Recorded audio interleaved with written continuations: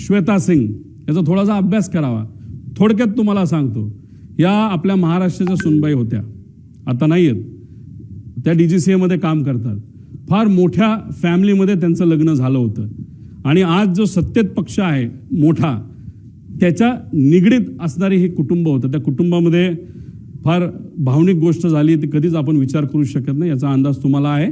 आणि ह्या आज त्या DGCA मध्ये बसून त्यांच्या कॉन्टॅक्टचा वापर करून हे फार मोठ्या प्रमाणात तिथे एक रॅकेट चालवतात. आणि त्या ज्या मगाच्या अपूर्वाचं नाव घेतलं त्या एअर इंडिया आपलं जेटमध्ये होत्या, या सुद्धा जेटमध्ये होत्या आणि ह्यांनीच त्यांना त्या समितीमध्ये टाकलंय असं आमचं मत आहे.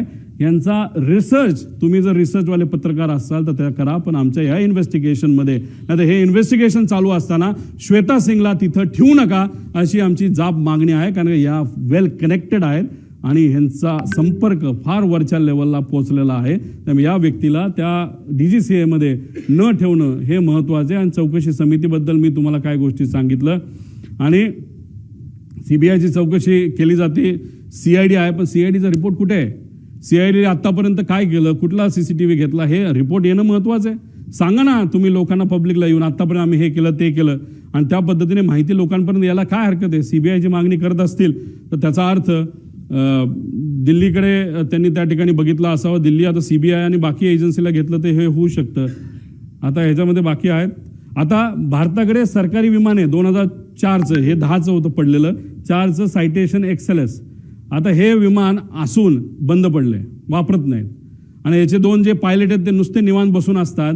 आणि अजितदादांच्या बुकिंगमध्ये जो ग्रुप मी तुम्हाला सांगितलं ॲरोचा, त्याच्यामध्ये सुद्धा हे पायलट आहेत, सरकारी पायलट आहेत पगारावर, हे सुद्धा त्या ग्रुपवर आहेत. पूर्वी एक पायलट होते, ते रिटायर झालेत, त्यांचं नाव मला आठवत नाही, काय रे नाव काय असेल, ते स्वतः कर्वे म्हणून होते, स्वतः तिथं जायचे. समजा CM चाललेत, DCM चाललेत, मंत्री चाललेत, कर्वे साहेब स्वतः जायचे, सगळं चेक तिथं करायचे.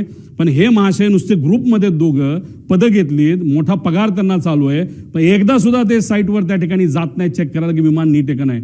तर हे कोण अधिकारी 2, ते शर्मा आणि अजून कोणतरी जे महाराष्ट्र सरकारमध्ये काम करतात, त्यांची माहिती काढणं त्या ठिकाणी महत्त्वाचं आहे असं आमचं मत आहे. आणि ॲरो नावाची कंपनी ज्याली त्या पवार जो होता त्याला जे सांगितलं होतं वेदर इज ऑल ओके, त्याचं तुम्ही केलं काय? ॲरो कंपनीचा धंदा चालू आहे, विमानाचा धंदा चालू आहे, VSRचा धंदा चालू आहे. मग दादांच्या बाबतीत जे काय सांत्वन, जे काय दुःख आहे, हे फक्त राजकीय भूमिका आहे का?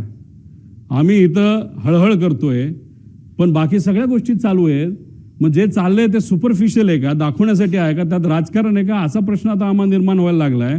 आणि आम्ही जर हे मुद्दे घेतले नसते तर इन्व्हेस्टिगेशन कुठल्या दिशेला गेलं असतं? मीडियाने हे मुद्दे घेतले नसते तर इन्व्हेस्टिगेशन भरकटलं असतं. आणि लोकांच्या मनामध्ये एक तीव्र इच्छा आहे की काय झालं हे कळलं पाहिजे. म्हणूनच तुमच्या मदतीने, मीडियाच्या मदतीने आज जे काय चाललंय ते राईट डिरेक्शनला चाललंय. आणि जे चुकतायत त्यांना कुठेतरी कान तुम्ही सर्वजण, आपण सर्वजण धरतोय असं आपल्याला म्हणावं लागेल. आणि हे जे मी बोललो लग्न हे ते जे काय आहे, तर ते जे केंद्रीय मंत्री आहेत जे एव्हिएशनचे, आतापर्यंत तुमच्याकडनं प्रायमरी रिपोर्ट तिथं आला नाही. आणि रोहित सिंगच्या लग्नामध्ये तुमचेच जर प्रमुख नेते रोहित सिंग जो VSRचा मालक आहे त्याच्या लग्नाला 1.5-2 वर्षापूर्वी जात असतील तर मग आम्ही कशी अपेक्षा करू की तुम्ही ट्रान्सपरंटली ह्याच्यामध्ये इन्व्हेस्टिगेशन कराल. आणि असं जर तुम्ही सरळ सरळ स्टेटमेंट देत असाल की VSR कंपनीची काय चूक नाही, तर मग आमची पहिली मागणी असेल की हे इन्व्हेस्टिगेशन होऊस तर हे जे मंत्री आहेत TDPचे त्यांना वेगळी जबाबदारी द्यावी. पण या जबाबदारीवरनं, म्हणजे या पदावरनं त्यांना त्या ठिकाणी लगेचच्या लगेच काढण्यात यावं अशी आमची त्याच्यामध्ये मागणी आहे. कारण की ह्याच्यामध्ये बरेच काही गोष्टी लिंकिंग त्यांचा असल्यामुळे इन्व्हेस्टिगेशन हे नीट होऊ शकत नाही अशी आमची भूमिका आहे. महाराष्ट्रातील सर्व बातम्यांचे विश्वासार्ह व्यासपीठ,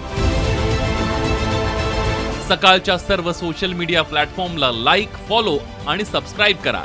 तसंच सर्व नोटिफिकेशनसाठी बेल आयकॉन प्रेस करायला विसरू नका.